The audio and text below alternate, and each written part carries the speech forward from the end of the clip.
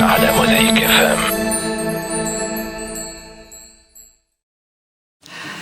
باش نقدموا اليوم الندوة الصحفية المرحلة القادمة اللي هي الحجر الصحي الموجه اللي مبنية وباش نقدموا فيها المراحل والقطاعات المعنية والتدابير والشروط الوقائية والصحية والإجراءات بالنسبة للتراخيص وتباعا بعد ذلك كل التفاصيل. علاش الحجر الصحي الموجه وعلاش باش نبداو في المرحلة هذه؟ أولا احنا اليوم شفنا اللي المؤشرات الصحية تثبت اللي هناك نجاعة في تحكم في انتشار الوباء، نجاعة العملية الاستباقية والخطة الوطنية اللي توخيناها خلتنا أن نتحكموا في هذا الوباء إلى حد ما، ولكن هذا ما يمنعش أنه يجب أن نتواصلوا في العامل اليقظة في التعامل مع هذا الوباء.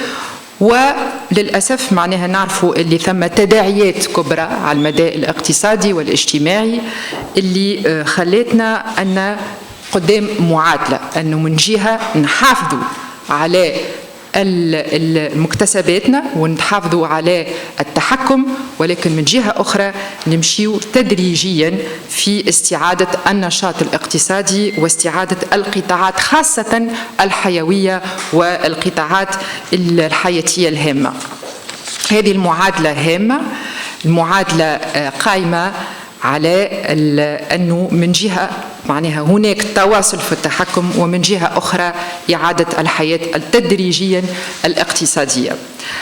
الاستراتيجية قائمة على ثلاثة مبادئ. المبدأ الأول هو مبدأ التدرج والمرحلية. الهدف متاعنا أن باش نتحكموا تدريجيا، دونك باش نفتحوا تدريجيا القطاعات الجهات باش نشوفوها من بعد مع المتابعة للوضع الصحي والوبائي والمرور من مرحلة إلى مرحلة أخرى شريطة التحكم في الوباء. هذا المبدأ هو قايم دونك على التدرج والمرحلية، يخلينا أنه بشوية بشوية نمشيو في الفتح هذوما القطاعات، ولكن الهدف هو كل مرة التقييم خلال المرحلة المرحلية والتدرج والتقييم، ومن بعد ذلك التأقلم حسب الوضع الصحي.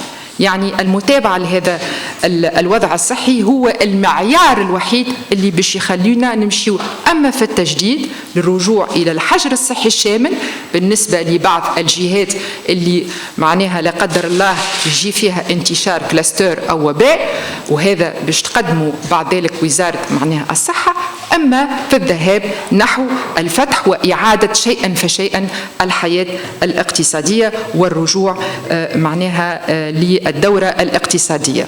هذا مهم أن نوضحوا أن مبدأ التأقلم في الخطة هام جدا، وفي كل وقت نجموا يعني نقيموا ونراجعوا المرحلية نحو أما نقدموا ونحلوا، أما معناها لا قدر الله إذا كان ثم تفشي الوباء الرجوع إلى الحجر الصحي الشامل، ينجم يكون بالفئات، ينجم يكون للجهات أو حتى على المستوى الوطني. لذلك المبدأ الثاني هو مبدأ المسؤولية. مبدأ المسؤولية في احترام التدابير الإجرائية والوقائية والصحية. الهدف أن باش نتحكموا ونفتحوا القطاعات، وهذه شريطة التحكم ما ينجم يصير كان عندما المواطنين والمؤسسات يحترموا الإجراءات الصحية والوقائية اللي باش تتقدم من خلال أدلة سيقع تقديمها. وهذا مهم جدا، هذه المسؤولية في وانخراط المجموعة الوطنية في هذه الخطة.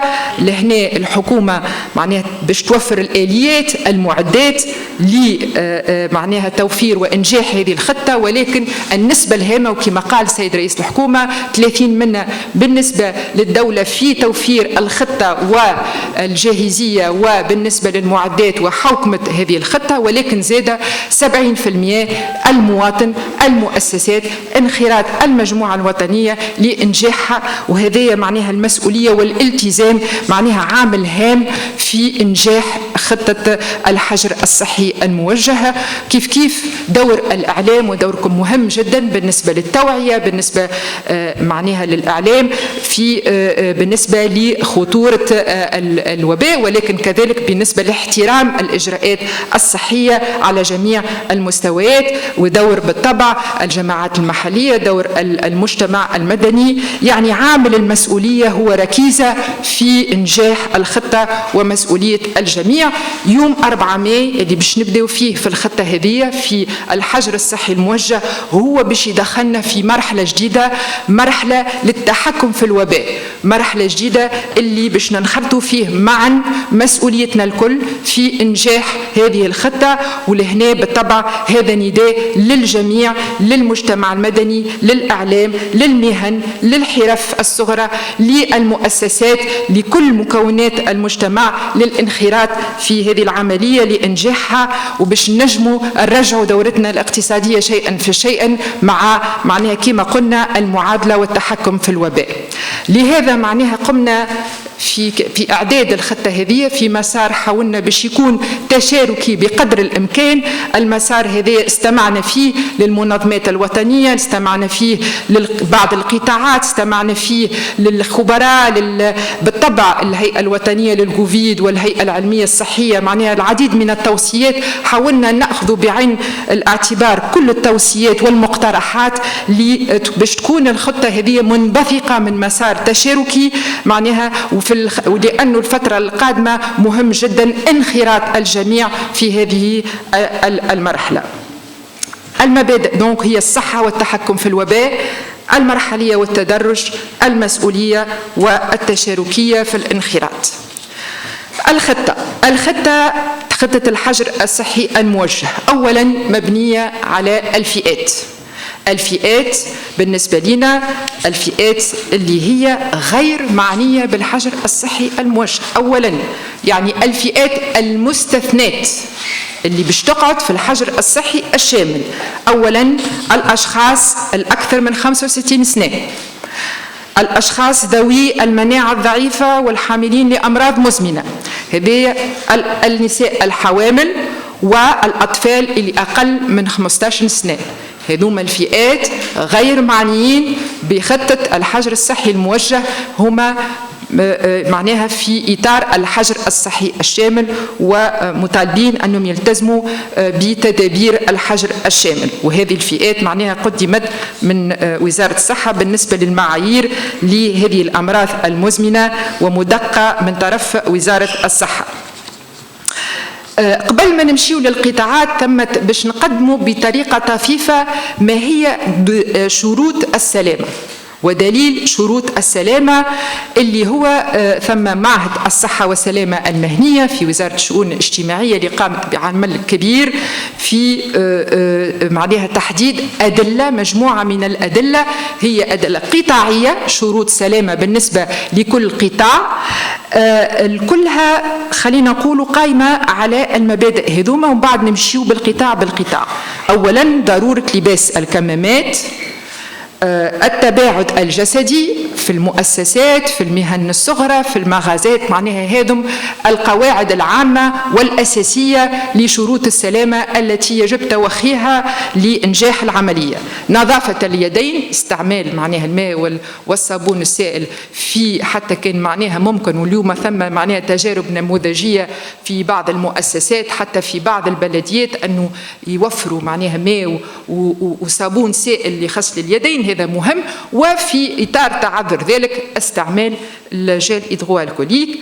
بالنسبة لقواعد الصحة معناها ثم إجراءات تنظيمية بالنسبة للمؤسسات. اليوم ثم منظومة المؤسسة اللي يلزمها تتأقلم مع الإجراءات هذه، استعمال معناها تعيين ان ريفيرون كوفيد، مسؤول كوفيد في المؤسسة، هو باش يشرف على احترام الإجراءات، على تكوين، على معناها معناها احترام كل الإجراءات بالنسبة للعاملين في المؤسسة. السلامة الصحية للمقرات والتعقيم معناها مهم. النقل الذاتي بالنسبة للمؤسسات، هذا اليوم جاري به العمل وسيتواصل في المرحلة القادمة. النقل الفردي والنقل العمومي مع كراس شروط بالنسبة للنقل لهنا باش نقدموه. والطب الشغل اللي قدم دليل الوقاية والسلامة الصحية اللي كما قلنا مع معهد الصحة والسلامة المهنية، ونشكر وزارة الشؤون الاجتماعية اللي قدم معناها عمل جبار بالنسبة لتقديم الأدلة للوقاية والأدلة للتفقدية وللمراقبة بعد ذلك. وطب الشغل معناها باش يكون طرف هام في مراقبة احترام الشغل وتفقدية الطب الشغل وتفقدية الشغل والمتدخلين، باش نجيهم بعد على معناها ركائز المراقبة. التوجيهات الوقاية اللازمة ضد الإصابة بالكورونا لاستئناف العمل، لهنا يعني العديد من كما قلنا الأدلة. حبيت نعطي مثلا بالنسبة للمهن الحرة عندنا كما قلنا إجراءات قطاعية، هذه أصحاب المهن الصغرى المهن الصغرى شروط حفظ الصحة اللازمة للتوقي من الإصابة بالكورونا لاستئناف العمل، فيها مثلا سبل الوقاية واتباع قواعد الوقاية والمبادئ، الغسل اليدين، القناع، التباعد الجسدي، ومعناها العمل احترام مسافة لا تقل على متر على الأقل بين العمال، ارتداء الكمامة، تجفيف اليدين اتسيتيرا. هذايا الكل موجود الأدلة في عن وزارة الشؤون الاجتماعية. ثم توجيه ولا بروتوكول معناها بالنسبة للصحة عام، اللي هو إذا كان ما نلقاوش بالنسبة للمهنة أو قطاع ما البروتوكول متاعو يمشي لاحترام القطاع العام، البروتوكول الصحة اللي هو موجود كيف في وزارة الشؤون الاجتماعية واللي معناها يجب احترامه. والسيد وزير الصحة إن شاء الله يعطينا معناها التفاصيل بالنسبة لهذه الإجراءات. والنقل العمومي ثم معناها لي بروتوكول بالنسبة للنقل، كل وسائل النقل التي يجب احترامها. بالنسبة للقطاعات لهنا سؤال مهم، والانتظارات التونسيين بالنسبة لمعرفة ما هي القطاعات المعنية بالمرحلة اللي باش تبدأ في 4 ماي. حابين قبل نقولوا أولا قمنا بتحديد القطاعات ذات الأولوية. شنو القطاعات وما هي المعايير اللي توخيناها؟ المعيار الأول هي دعم القطاعات الحيوية.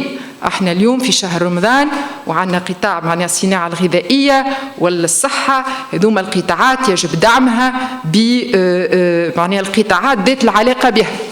ثانيا القطاعات ذات البعد الاجتماعي مثل المهن الصغرى والحرفيين اللي نعرفهم معناها ذات مهن ذات قوت يومي، واحنا اليوم بحاجة إلى فتح هذه القطاعات في أقرب وقت ممكن نظرا وباعتبار هذا البعد الاجتماعي. القطاعات الاقتصادية المهدة، اليوم نعرف العديد من الصناعيين والمؤسسات المصدرة مهدة حتى بالإغلاق، ومعناها اليوم مواطن شغل مهدة. لهذا معناها معيار القطاعات الاقتصادية هام جدا. والمعيار الأخير هو استحالة العمل عن بعد بالنسبة خاصة للخدمات. بعد ذلك ثم الجاهزية من حيث احترام التدابير الصحية، لأنه ثم بعض القطاعات اللي مش ممكن مثلا تحترم التباعد الجسدي، مثلا تو نشوفوا بعض المهن وبعض القطاعات اللي صعيب، لذلك معناها باش ناخذوا بعض الوقت في معناها للتدابير اللازمة. التدابير الصحية اللي هي موجودة حسب كراس الشروط القطاعي اللي حكينا عليه، وكذلك وسائل النقل اللي عندها كراس شروط، كل وسيلة نقل عندها وبالطبع يجب احترام المعايير هذه. ثم بعد ذلك معناها منظومة التراخيص والتصاريح، واحنا باش نمشيو في أكثر تصاريح وأكثر تسهيل بالنسبة للقطاعات باش معناها نفتحوها وباش تنطلق في العمل. والجانب الهام في الخطة هذه هي المراقبة اللي باش يكون فيها العديد من المتدخلين، واللي هي لأنه مبدأ المسؤولية احنا باش معناها باش يكونوا أكثر كما قلنا تصاريح مش تراخيص، أنه تلقائي معناها بالنسبة للمؤسسات والمهن الصغرى، ولكن هذه المسؤولية قدامها واجب الدولة في أنه تكون مراقبة هامة، مراقبة وأولا خلينا نقولوا أهم حاجة في المراقبة هي المراقبة الذاتية. المراقبة كل مؤسسة كل مهنة كل حرفي مراقبة لنفسه، مراقبة لاحترام الإجراءات داخل المؤسسة قبل ما تكون مراقبة خارجية، وبعد ذلك ثم معناها العقوبات المتدرجة حسب مدى التزام الإجراءات الصحية اللي تنجم حتى تمشي نحو معناها غلق المؤسسة، تنجم حتى غلق القطاع العام إذا كان شفنا أنه قطاع معناها هام ما توخاش الإجراءات أو ثم دي كلاستر، يعني يمكن الرجوع للقطاع ككل. رزنامة المراحل، المرحلة الأولى باش تكون ابتداء من 4 ماي إلى آخر العيد، يعني يوم 24 ماي.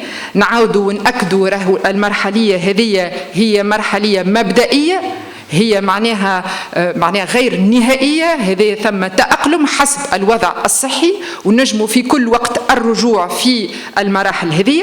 المرحلة الثانية من 24 ماي إلى 4 جوان، والمرحلة الثالثة من 4 جوان إلى 14 جوان. دونك 3 مراحل بالنسبة لحجر الصحي الموجه، وكل مرة سيقع كما قلنا التقييم ومعنى التأقلم حسب الوضع الصحي، حسب انتشار الوباء، حسب التحكم في الانتشار وإمكانية التمديد في المرحلة وإعادة النظر قائمة في كل يوم. قبل ما نمشيو في الملخص للمراحل، الملخص المراحل أهم القطاعات اللي باش تبدأ، ومن بعد باش نمشيو في التفاصيل. أولا من 4 ماي في المرحلة الأولى القطاعات من الوظيفة العامة والإدارة بنسبة 50%، الصناعة بنسبة 50%، يعني وتونجيو بالنسبة للتفاصيل. الخدمات 50%، المهن الحرة 100%، أشغال عامة وأشغال بناء 50%، المهن الصغرى بالتناوب باش تكون يوم بيوم، نشوفوا من بعض التفاصيل ما عدا بعض المهن وتنشوفوا علاش. التجارة كيف كل الأنشطة ما عدا تجارة الملابس والأحذية والمغازات الكبرى انطلاقا من 11 ماي. وبالنسبة للمهن كيف بالتناوب كل الأنشطة ما عدا الحلاقة والتجميل وكل المهن اللي ما توفرش التباعد الجسدي. وبالنسبة للتربية والتعليم الرزنامة معناها أنه استكمال السنة الدراسية والسنة الجامعية ابتداء من المرحلة الثانية والمرحلة الثالثة، والسيد وزير التربية وكذلك والسيد وزير التعليم العالي باش يقدمونا بعد ذلك الرزنامة مفصلة. الرؤية لهنا والمبادئ العامة أن في المرحلة الثانية نمشيو نحو أكثر يعني النشاط 75% بالنسبة للأنشطة اللي كانوا 50% و100% في المرحلة الثالثة. هذا التصور العام، أنه تدريجيا الرجوع لبعض الأنشطة الثقافية والمساجد والمقاهي تدريجيا، وهذا معناها سيقع تفصيله في معناها قبل العيد، ورجوع معناها الأسواق الأسبوعية وأسواق الدواب في المرحلة الثانية بعد العيد، والمحاضن ورياض الأطفال في المرحلة الثالثة من 4 جوان. وهذا بالطبع الكل يقعد رهينة نجاح الخطة، رهينة التحكم في الوباء، رهينة احترامنا ككل، كمواطنين، كمؤسسات، كعائلات، كأسر، وتضحيات ومواصلة التضحيات. احنا اليوم الكلنا قاعدين نضحي، ونعرفوا خاصة شهر رمضان معناها أصعب بالنسبة للتضحيات، ولكن هذا مهم باش نجموا ننجحوا المقاربة كما قلنا، مقاربة التحكم ومقاربة الفتح والدورة ورجوع الدورة الاقتصادية. التدقيق بالمرحلة الأولى من 4 ماي ل 24 ماي بالنسبة للمهن الصغرى المعنية بالمرحلة الأولى، عندنا قلنا الرجوع لكل الأنشطة للمهن الصغرى ما عدا الحلاقة والتجميل وكل الأنشطة اللي ما يتوفرش فيها عامل التباعد الجسدي. هذه باش ننطلقوا فيها الأنشطة هذه اللي فيها خطورة على الصحة في 11 ماي باش ناخذوا التدابير والإجراءات اللازمة والحذر اللازم قبل المرور في الأنشطة هذه. الشروط بالنسبة للأنشطة الأخرى المهن الصغرى، كل المهن الصغرى، أولا العمل بنظام التناوب، يعني يوم بيوم، أيام العمل يوم عمل ويوم راحة، وهذايا باش يكون حسب يعني جوغ بير جوغ امبير، حسب رقم بطاقة التعريف، بطاقة تعريف بير نخدموا في الأيام الفردية أو الزوجية. التصريح على الشرف أو الاستمارة معناها شكون كيفاش باش تكون عملية الرخص بالنسبة للمهن الصغرى. العملية باش تكون سهلة، ما ثماش حقيقة رخص، هي عملية تصريحية. الحرفي يمشي يما للمركز الأمن أو البلدية ويعمر ثم استمارة يلقاها موجودة، يحط فيها سامحوني ثم شوية حس بالنسبة للاستمارة، دونك يلقاها سواء في البلدية أو في مركز الأمن، ومعناها يصرح أنه باش يستمر العمل بالنيميرو دو باتونت أو ببطاقة التعريف، يصرح ويلتزم بدليل السلامة والوقاية الصحية اللي بالنسبة للمهن اللي موجود ومتوفر. وبالنسبة للرقابة تتولى السلطة الجهوية والمحلية السهر على تنفيذ الإجراءات هذه. التفاصيل أنه كيف معناها والتراتيب كيف باش واليوم العمل ويوم مش عمل، هذا الكل تباعا سيقع تفصيله على المستوى الجهوي والمحلي. بالنسبة للأنشطة التجارية بالمرحلة الأولى، الأنشطة المعنية كل الأنشطة كما قلنا ما عدا تجارة الملابس والأحذية. علاش معناها استثناء؟ لأنه هذه التجارة تمثل خطر للعدوى، وإحنا بحاجة لاتخاذ إجراءات وقائية خصوصية مكثفة بالنسبة للقطاع هذا. تجارة الملابس والأحذية والمساحات التجارية الكبرى ستنطلق في 11 ماي. دونك كل الأنشطة التجارية 4 ماي، والأنشطة الخصوصية اللي هي الملابس والأحذية والمساحات التجارية الكبرى في 11 ماي. الأسواق الأسبوعية وأسواق الدواب والمراكز التجارية انطلاقا من المرحلة الثانية. بالنسبة للشروط، العمل كيف بنظام التناوب، تصريح على والاستمارة بالنسبة للصغار والحرفيين، والالتزام بدليل السلامة والوقاية الصحية كيف هذا تباعا. وزارة التجارة باش تقدم المناشير وتقدم معناها التدقيق والتفصيلات اللي هي باش توضح العملية بالنسبة للقطاعات هذه. بالنسبة للخدمات والمهن الحرة، الأنشطة المعنية اللي باش تنطلق في 4 ماي هي الخدمات المالية، الخدمات للمؤسسات والمهن الحرة. بالنسبة للخدمات ككل باش نمشيو في 50%، يعني 50% من الطاقة التشغيلية القصوى، و100% بالنسبة للمهن الحرة، مع كذلك الالتزام بالسلامة بدليل السلامة والوقاية الصحية. لهنا الخدمات بالنسبة للمؤسسات اللي عندها استحالة العمل عن بعد، لأنه دائما والمبدأ وخاصة بالنسبة للخدمات اللي عندها الإمكانية العمل عن بعد، احنا معناها التوصية أنه تواصل في العمل عن بعد. بالنسبة للقطاع الصناعي والأنشطة هي جميع الشركات الصناعية. هي الشروط 50% من الطاقة التشغيلية القصوى اللي باش تنطلق من 4 ماي. الشروط هي توفير النقل الذاتي للموظفين والعملة اللي هو جاري به العمل اليوم، يعني المؤسسات اللي أخذوا تراخيص هما قاعدين يوفروا في النقل الذاتي، والالتزام بدليل السلامة والوقاية الصحية بالنسبة لداخل المؤسسة حسب الدليل اللي معتمد من وزارة شؤون اجتماعية، وكذلك حسب كيف بالنسبة معناها النقل الذاتي يلزم النقل الذاتي كيف يحترم كراسة شروط والإجراءات الوقائية للنقل، وهذا مهم. بالنسبة للأشغال العامة والبناء، الأنشطة المعنية الأشغال العامة وشركات البناء والحظائر، الشروط هي توفير النقل بالنسبة للأشغال العامة و50% من الطاقة التشغيلية القصوى كيف مع الالتزام بدليل السلامة والوقاية الصحية، وتباعا جي التدقيق بالنسبة والمناشير من طرف الوزارات الإشراف بالنسبة للإجراءات. الوظيفة العمومية والمنشآت العمومية، الأنشطة المعنية، المصالح المركزية، المصالح الجهوية، البلديات، القبضات المالية والعدالة بجميع مكوناتها. هذوما مقترحات معناها الوزارات لهنا، مع بالنسبة 50% من عدد الأعوان والإطارات كيف معناها نفس التصور، ولكن معناها لهنا ثم أمر حكومي سينظم كافة التفاصيل المتعلقة بعمل أعوان الدولة وبعمل الجماعات المحلية. وبالنسبة معناها للعدالة كيف سيقع التفصيل والتصور مع الوزارات المعنية مع الاستشارة مع جميع الأطراف المعنية.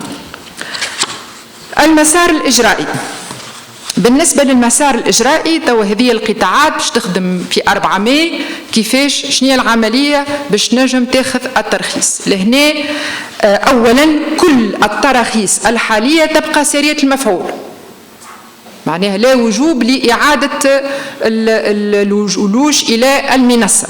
عندنا منصة حالية autorisation هذه .gov.tn، هذه المنصة اليوم اللي متعامل بها سيقع تبسيط الإجراءات إلى حد أقصى حد ممكن، يعني أنه ثم فقط وزارة الإشراف التصريح، يعني طلب عبر الانترنت، المؤسسة تعمل تصريح لمباشرة النشاط، وبعد ذلك هو أكثر معناها تصريح مش ترخيص، يعني أنه المصادقة وهو إعلام الوزارة القطاعية بأنه المؤسسة باش تستأنف النشاط. ولهنا معناها نعملوا أنه الوزارات المعنية باش تلتزم ب 24 ساعة باش ترجع البريد الإلكتروني يتضمن قائمة من الأشخاص المخولين للتنقل للعمل أو بالSMS كما والSMS معناها بالنسبة لصاحب المؤسسة وبالنسبة الموظفين كما هو متعامل به اليوم. يعني في البروسيس حاولنا نقصوا، كان ثم معناها العديد من الوزارات المتداخلة، حاولنا نكون وزارة واحدة هي وزارة الإشراف، وهي اللي باش تعطي المصادقة باش تكون معناها كازيمون سيستماتيك بالنسبة للمؤسسات. وقتاش ثم ترخيص أو تدخل حقيقي لوزارة الإشراف؟ عندما ثم استثناءات، يعني مؤسسة مثلا صناعية ما تنجمش تحترم 50% وهي بحاجة أنها وثم مبرر لذلك، عند هذا تقدم الطلب هذا في عبر التطبيقة، ووزارة الإشراف حسب التبرير معناها تعطي المصادقة في هذا. ذاك علاش قلنا الترخيص في الحالات الاستثنائية، ولكن الباقي الكل هو معناها محاولة التصريح. بالنسبة للمهن كما قلنا ثم مش معنية بالمسار هذا المسار الإجرائي بالنسبة للشركات، ولكن بالنسبة للمهن التراخيص باش تكون حسب الاستمارة اللي هي موجودة في البلديات أو في مراكز الأمن. التطبيقات ومواقع الويب، ثم العديد من التطبيقات اللي كما قلنا autorisation.gov.in، ثم التطبيقات المواقع الإلكترونية للوزارات اللي باش نلقاو فيها معناها التفاصيل بالنسبة لوزارات الإشراف حول القطاعات هذه والإجراءات. الكوفيد-19.in اللي هي اليوم معناها تعطينا حالة تقدم الوباء، هذه باش تكون فيها كذلك العديد من التوضيحات بالنسبة للخطة الحجر الصحي الموجه. وأخيرا الابليكاسيون وقاية اللي هي باش تخول لنا الجيولوكاليزاسيون، وهذه باش نشوفوها مع السيد وزير الصحة. بالنسبة للنقل كيف المبادئ النقل هو معناها الأسس النجاح الخطة هو في التحكم في الإجراءات والنقل. يعني انتشار الوباء شفناه في بعض التجارب المقارنة جاي في العديد من الأحيان في النقل، وسائل النقل. هذاك علاش هي معناها احكام خطه النقل واحكام احترام الاجراءات والشروط بالنسبه لوسائل النقل باش يكون معناها من اهم معايير انجاح هذه الخطه. قبل ما نمشيو للنقل، ثم اولا التنقل هو باش يقعد المبدا هو ممنوع للجميع معناها خارج المحيط السكني. هذه معناها قائم ذات التنقل الاستثناء بالتراخيص، هذه مواصلة هذا المبدأ كما متعامل به اليوم. هذا بالنسبة للمراحل. المبادئ الأساسية من قبل معهد الصحة بالنسبة للوسائل النقل كلها يلزمها تحترم التباعد الجسدي والمراعاة المناطق المخصصة للوقوف والجلوس، يعني مثلا عدم وجود معناه في البوس العباد كل قاعدين، نصف 50% من الكاباسيتي وغيره من المعايير باش نقدموها بعد ذلك. الالتزام بوضع الكمامات، ضمان استمرار مرفق نقل نظيف وصحي، تعقيم وتطهير منتظم لجميع الوسائل النقل، ولا يمكن الصعود في وسائل النقل إلا للأشخاص المسموح بها للتنقل. يعني اليوم المهن عندهم الاستمارة، الموظفين عندهم الترخيص، هذا اللي باش يخول استعمال النقل العمومي، وإلا فهذا معناها غير ممكن وغير مرخص له.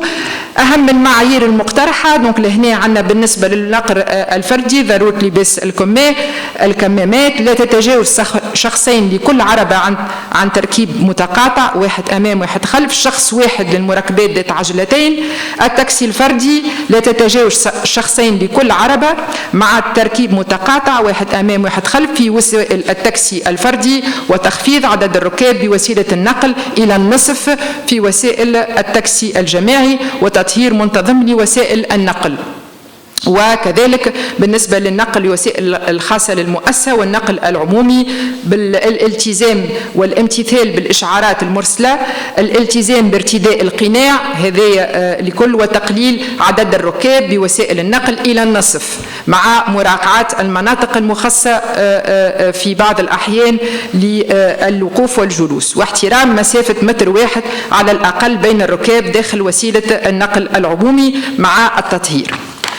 هذه الكل التفاصيل باش معناها تباعا سيقع معناها هناك مناشير كما قلنا في الوزارات المعنية، ويقع تفصيلها وتدقيقها، والكراس الشروط بالنسبة للوسائل النقل كلهم موجودين في وزارة الشؤون الاجتماعية بالنسبة لمعهد السلامة الصحية لقدمته.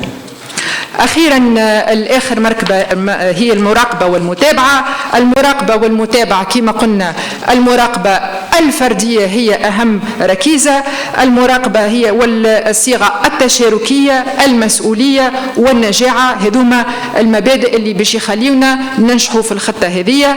ضمان أكبر قدر ممكن من مشاركة جميع الأطراف، تطوع الإجراءات حسب تطور الأوضاع هذه الناجعة وحسب الإمكانيات المتاحة لتطبيقها.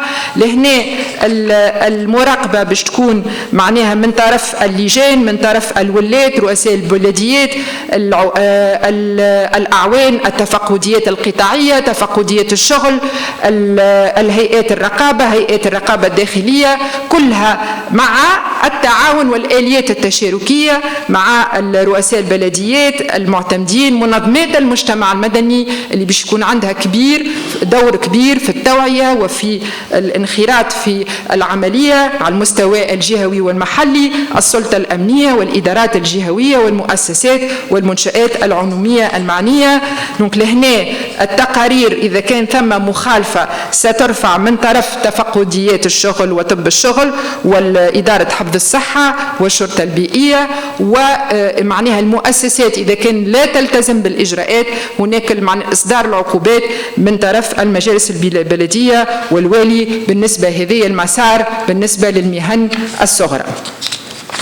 أخيرا الالتزامات، يعني اليوم كما قلنا ثم التزامات لإنجاح هذه المرحلة، التزامات الدولة في التكثيف التحاليل، وهذا باش يقدموا بعد ذلك السيد وزير الصحة حول الخطة الصحية المرافقة للمرحلة هذه، تدعيم المؤسسات الصحية والبحث العلمي، التقصي، اليقظة، النجاعة، توفير الملتزمات، التسهيل أقصر ما يمكن بالنسبة للتراخيص، هذه كلها التزامات الدولة. التزامات المؤسسات في الرقابة الذاتية، في الالتزام الطوعي بتطبيق الإجراءات والإعلام الفوري إذا كان ثم حالة مشتبهة، وهذا موجود في الدليل، إعلام الفوري للإدارة الجهوية للصحة.